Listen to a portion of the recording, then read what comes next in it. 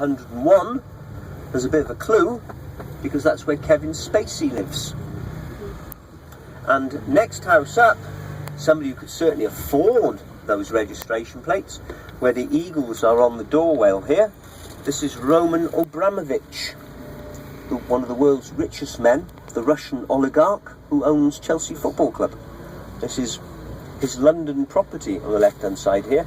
And next door, in the most unkempt garden in London, it kind of mirrors his hairstyle.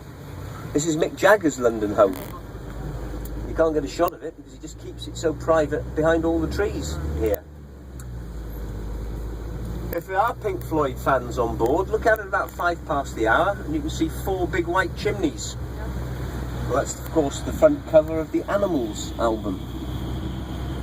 And for those of you who don't know the story, Pink Floyd put this picture of the big power station up there with the big white chimneys on.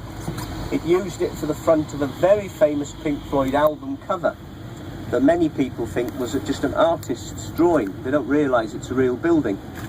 Pink Floyd altered it one small way. What they did was they flew a giant pink pig balloon from one of the chimneys. And when they came down to take the photograph and they put this pig balloon up on the side there, they were a bit worried that it might break its moorings and fly away, cause a danger to traffic.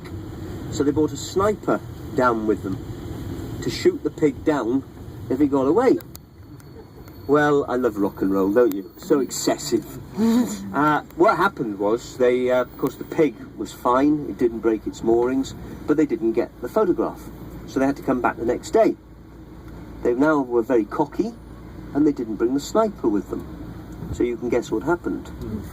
The pig was last seen 40 miles south of London, having floated all over South London, and it eventually came down in a farmyard halfway to Dover. And you know, I always look back and I think of all these South London hippies, half stoned, looking up in the air and turning to their mates and saying, "Hey man, I got to stop taking this stuff, I've just seen a flying pig." Lovely house on the right hand side down here. This is Oakley Street, and you'll see a house on the right hand side with a pink door with love written on it. I wish there was some reason for taking a photograph of that, but there isn't. And it always disappoints me because there are so many other great houses down here, like number 44, which you can take a shot of immediately opposite here, because that was Bob Marley's commune. And all the Jamaican lads used to hang out in that house there, not just Bob Marley, but the whole all the 4 stories of it. All the Caribbean crew used to hang out. And I'm told that the curtains are still the same curtains from when Bob Marley lived there. Oh wow. Huh? Yeah, they look pretty old. They look better. I tell you what, I bet if we stuffed those in a pipe and smoked it, we'd get stoned. There are a couple of Bob Marley flats around, but that's one of the ones he stayed at a good length of time at, right in his successful period. Another guy who enjoyed great success who lived on here was, let's have a look on the left-hand side here. You'll see a plaque on the wall. Look for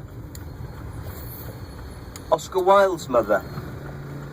Well, we're not really into Oscar Wilde, but we would be with David Bowie. That's where Bowie lived for 3 years in the 70s. I can't stop, I'm sorry guys. If you're getting photographs, grab them quick because there's bad traffic behind me pushing me. When Bowie lived there, it was said to be his black period. Not because he was suffering from depression, but because he painted his room there, one room, black. Windows, floor, ceiling, no carpets, the whole place was black. And so you went into it, shut the door, it was blacked out. And he was either trying to experiment what it would be like to be a Welsh coal miner, which I doubt. He was probably inventing a kind of float room, a room where there were no sensors around and he could just will his mind away. Now on the right hand side here, basement flat at number 4, there lived a young fashion designer, recently graduated from the fashion school, Chelsea Fashion School, and she created a little boutique, and she created some clothing in that cellar that became synonymous with Chelsea and the King's Road. Her name was Mary Quant. Can anybody tell me what piece of clothing Mary Quant designed? One of the most famous bits of clothing ever in ladies' fashion. Revolutionary bit of clothing in ladies' fashion. And much beloved of young men. Miniskirts. The miniskirt, yes indeed. God bless you, Mary.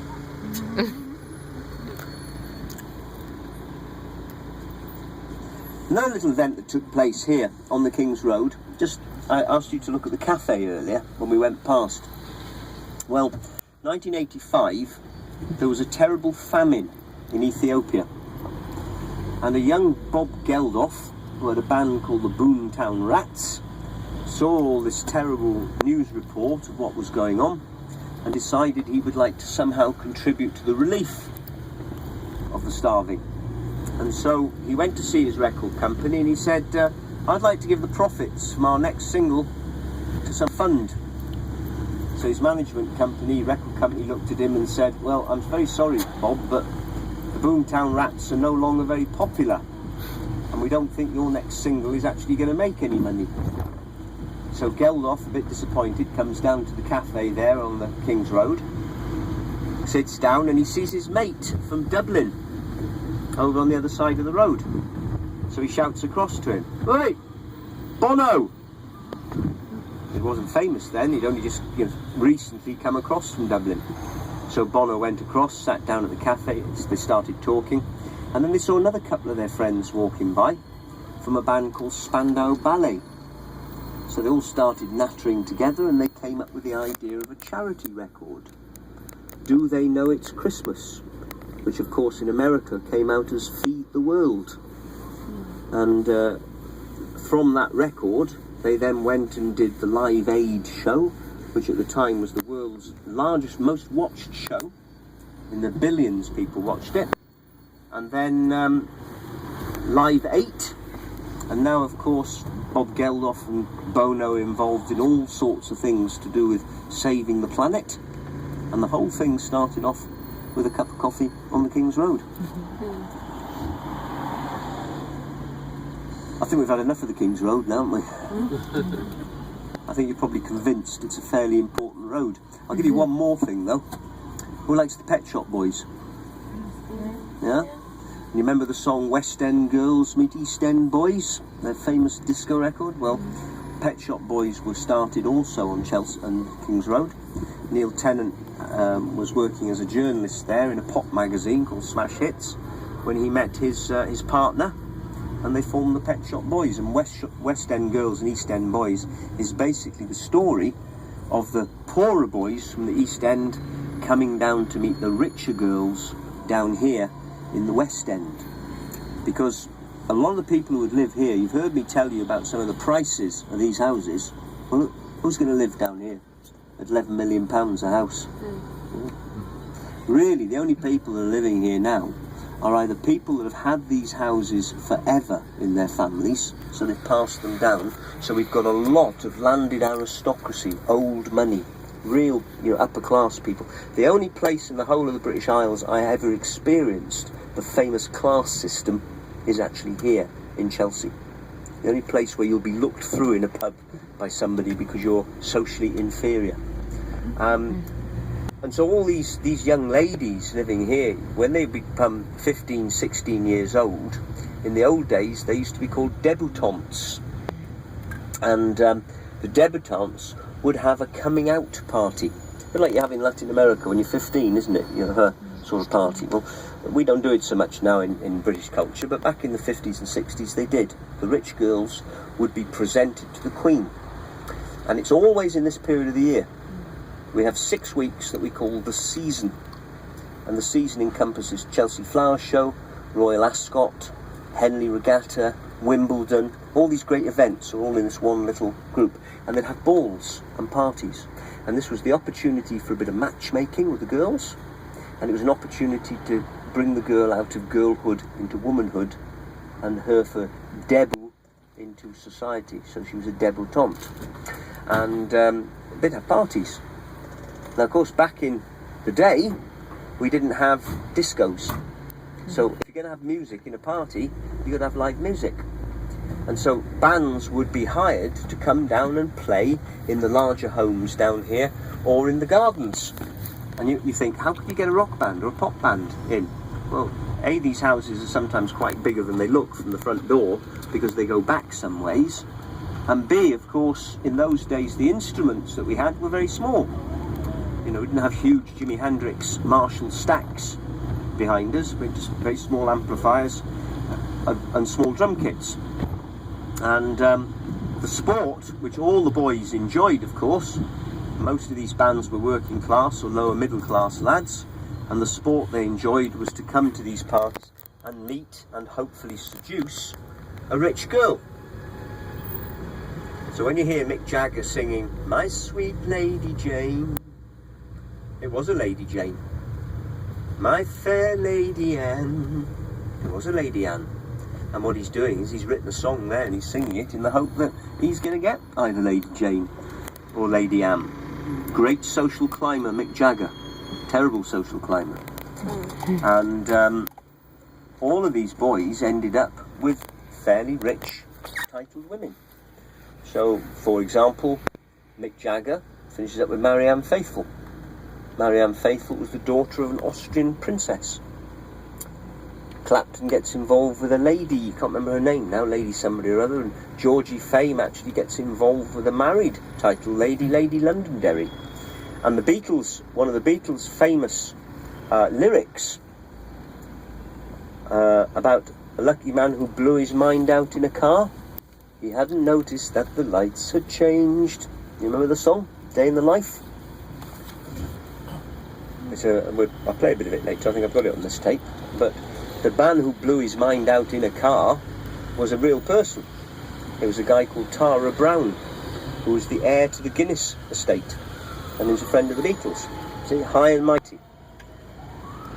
And so this area around here of Kensington and Chelsea, it's very, very superior in terms of its social class around here.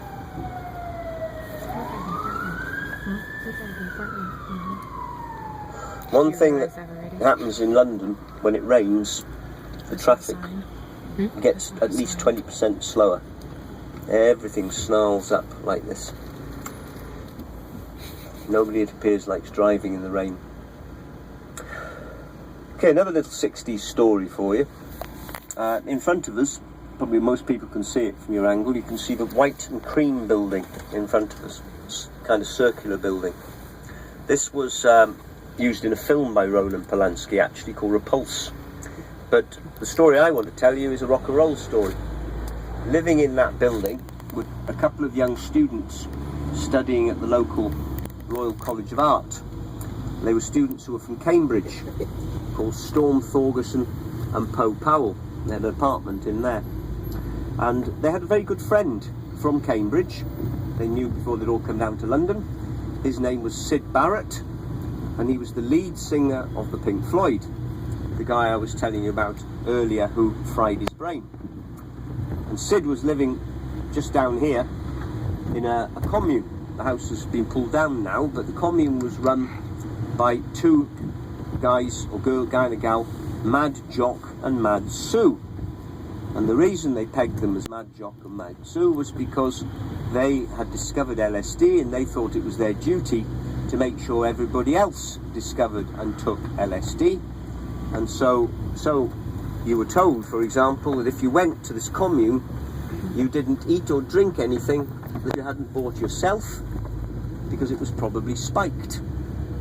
And so this is probably what happened to Syd Barrett, is that he perhaps took some LSD voluntarily, but perhaps a lot of the time he was just having this stuff dropped on him and not really complaining. He was probably enjoying it. But the fact of the matter is that he tripped, which was the phrase used for when you were having an LSD experience, you were tripping.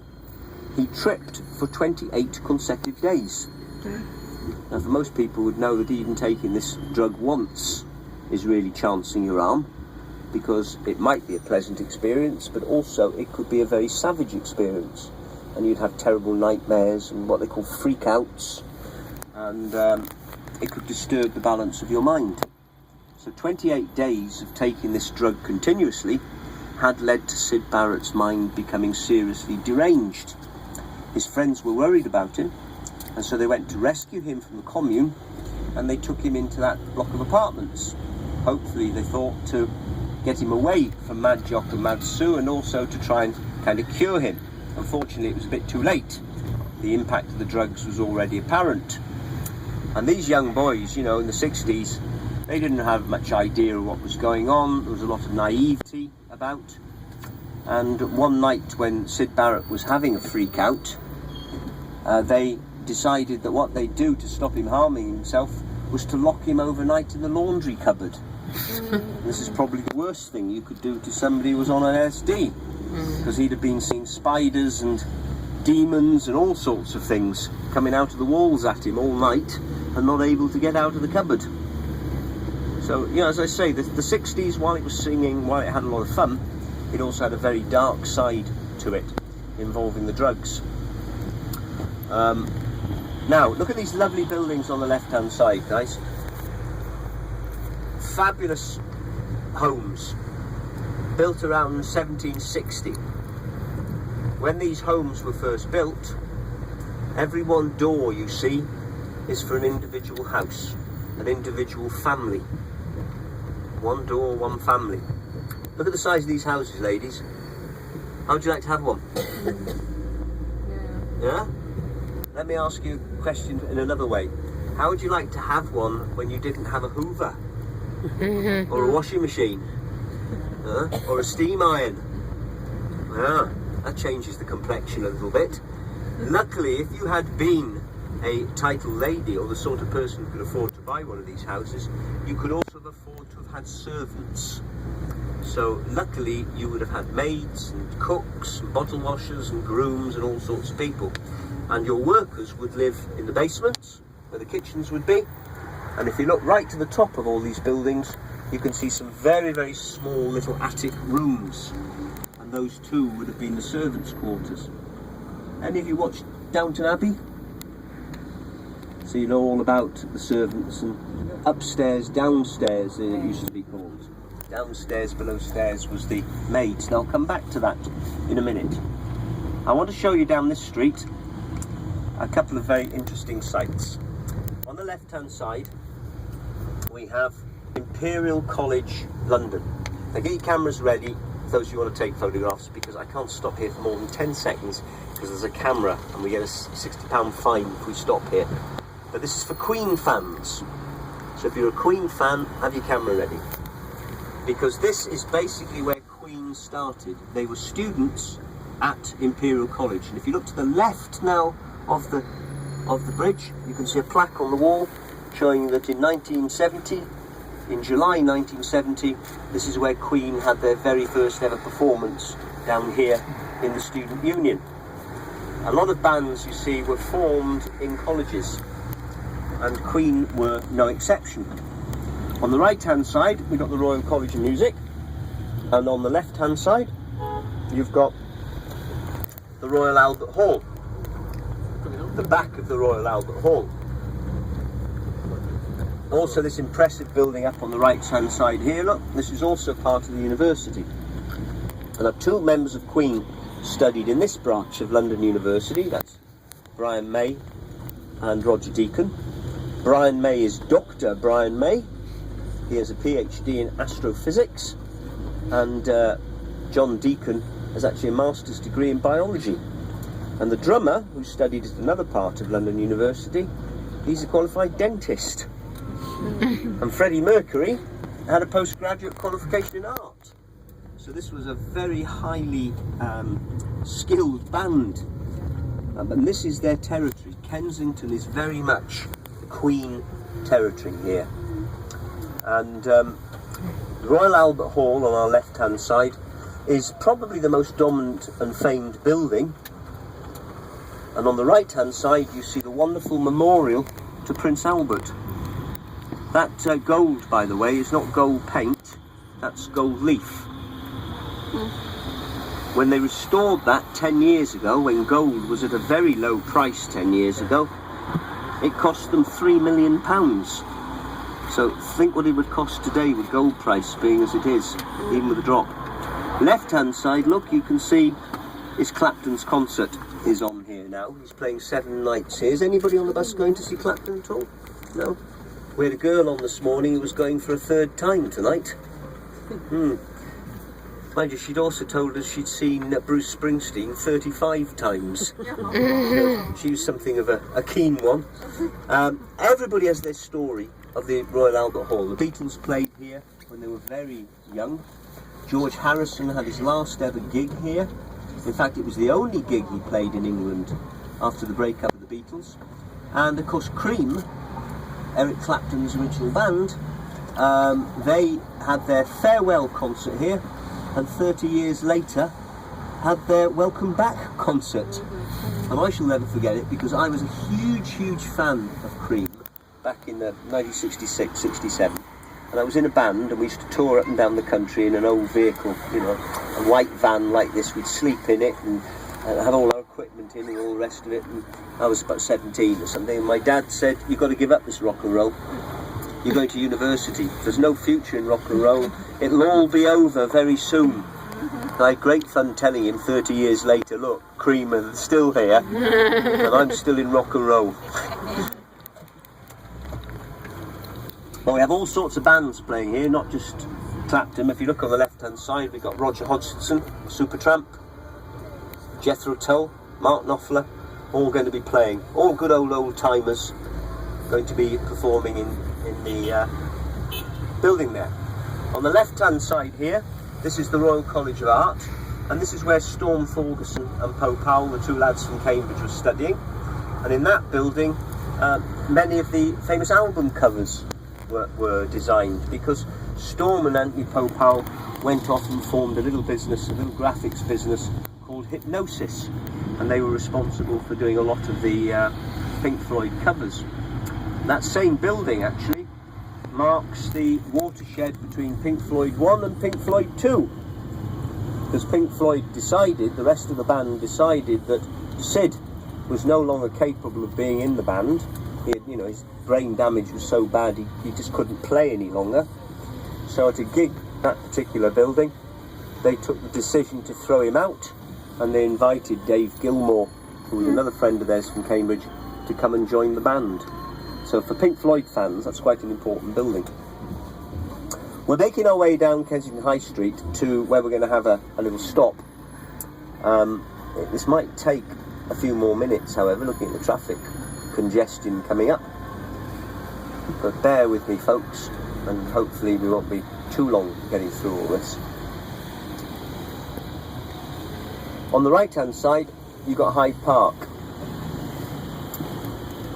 This is the bottom end of Hyde Park, and this end we actually call Kensington Gardens. Kensington Palace Gardens, actually, to give it its full title, because you'll see in a minute the palace on the right-hand side. This is where Lady Di used to live. Yeah, and when the trees are all full of leaves, actually, you don't get a great view of the palace from here. But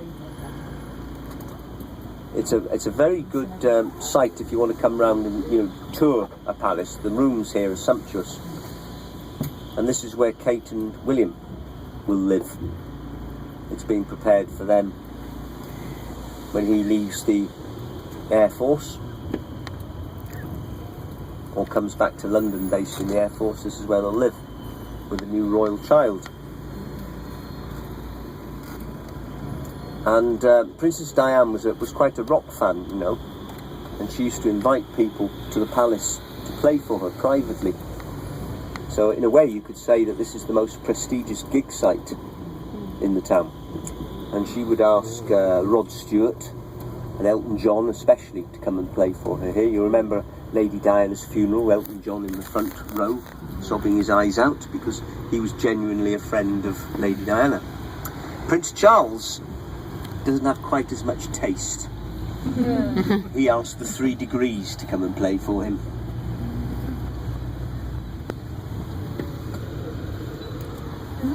I shall never forget when Princess Di died and they had the funeral here. A funeral cortege actually left from the palace and came down the road here. And people had come to leave flowers for her.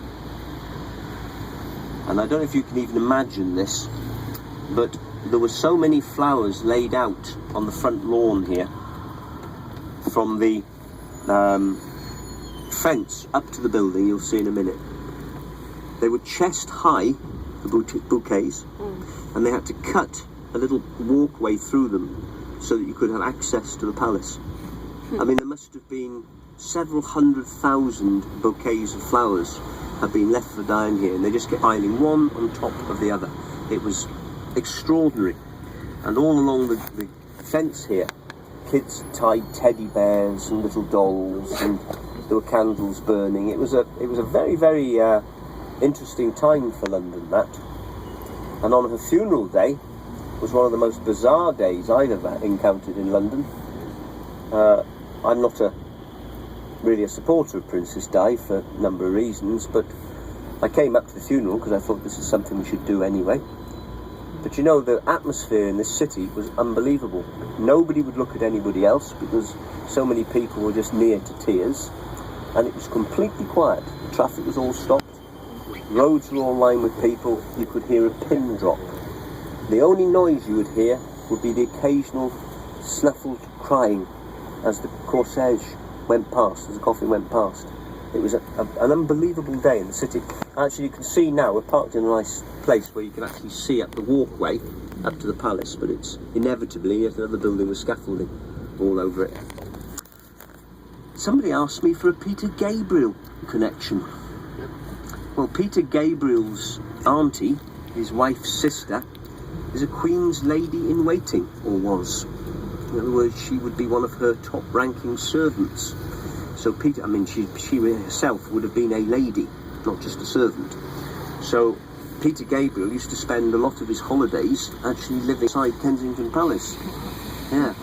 Genesis, of course, were the top snob band, because all the band except Phil Collins, who was just a commoner like the rest of us, all the rest of the band were at a private school, or as we say in England, a public school, when we mean a private school. And here's the entrance, look, the driveway entrance up to the palace. And Kensington Palace's next door neighbour is the Russian embassy. So that was funny when the Cold War was on. They both have glasses to each other's walls. Up on the right hand side here, this is the Royal Garden Hotel, and this is a rock and roll hotel. A lot of rockers will stay here. And this also featured in one of Frank Zappa's films. Frank Zappa made a film called 200 Motels. It's a bit disjointed, but it is quite funny. And I don't know if you've heard of the comedy rock film called Spinal Tap. If you haven't, write it down, because it's a really, really funny spoof on a rock band touring. But 200 Motels was a kind of earlier version of it. And Frank Zappa shot the music scenes in the Royal Albert Hall and used the hotel here for other scenes, and they stayed in the Royal Albert Hall. Now, within that film, you had starring Ringo Starr and Keith Moon, the drummer of The Who. Just before I complete my little story here, on the left-hand side, where it's now a restaurant, this used to be, this whole building, this whole corner, was the Chelsea Flea Market, where you'd come to buy old clothes and, you know, rubbish basically. But Freddie Mercury and Roger Taylor had a shop there where they were selling used clothes. Yeah. And Freddie Mercury used to walk along this street dressed in the clothes that they were trying to sell as a kind of model to get people into their stall in the flea market. And 10 years later, Boy George did the same thing. Coming back to my story of Frank Zappa and his film, and Keith Moon. Keith Moon was outrageous personality. We used to call him Moon the Loon, Moon the Lunatic. And he had a bizarre sense of humour and was irrepressible and seemingly indestructible. And wherever he went, he caused chaos. And on Frank Zappa's film, he was no different. And eventually, fed up of him, they said, look, Moon, you've got to stay in the hotel because you're too disruptive on the film set. And any Fleetwood Mac fans, by the way? Yes. This is where Fleetwood Mac used to live. Look, on the right-hand side, where it says ABC Apartments, this is where the original Fleetwood Mac were based. And the church, incidentally, if we went to the little lane behind the church, we would find Jimmy Page's Witchcraft bookshop. This is Kensington High Street we're on now. We're just going to cut off here for our stop once we can get through this final bit of traffic. So, going back to Keith Moon, sorry, a bit disjointed here, but with old Mooney, they said, you're not coming on the stage, you've got to stay in the hotel. You've got to stay in your room. Behave yourself. Keith Moon could not live without people. He had to talk to people. So he certainly couldn't be left or locked in his room without talking to people, but he couldn't get out of his room. At least he'd stay in. So how did he solve the problem? He sawed his door in half. So he made it like a stable door. So he would lean out across the stable door, and as people were walking up and down the hotel corridors, Mooney would be there chatting to him. Moon was an exceptional character. He had a lot of money, The Who, but he had no driving licence, but he was a car fanatic, and he would buy lots of good cars. And he had chauffeurs all the time, never passed his test, always had a chauffeur. And one of his favourite tricks was to drive down this road in an old Bentley, and he had 2 giant loudspeakers on the front. And as he would drive down, remember this is 1970, the IRA were putting bombs around the place, Moon would drive down here in this official looking black car and make public broadcasts over his PA. Clear the streets, this is an IRA bomb warning. I mean, now he'd go to jail, but this is a completely different world in 1970. Or he'd pull up past bus stops where all the old ladies would be there with it, and as he'd go past, he'd go, BAM! And see them all jump and all their shopping go everywhere. He also owned, at the other end of the motor scale, he owned what was called a milk float. And a milk float was a little open-backed vehicle that you would stack crates of milk on top of. And this vehicle would have a speed of 6 miles an hour. That's all it is, a little electrical vehicle for quietly delivering the milk in the early morning. And Moon bought one of these and converted it, not the engine, not the speed, he converted the back. And he made it look like an open-air version of his lounge.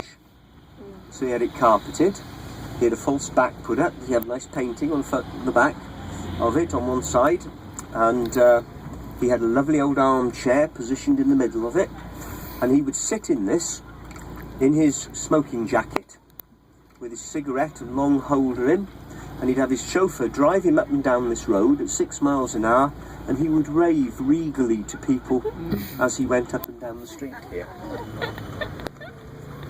Unfortunately, Keith Moon's story doesn't end in laughter, it ends in tears, because as we heard earlier, he died aged just 34 of complications from drugs and drug overdose.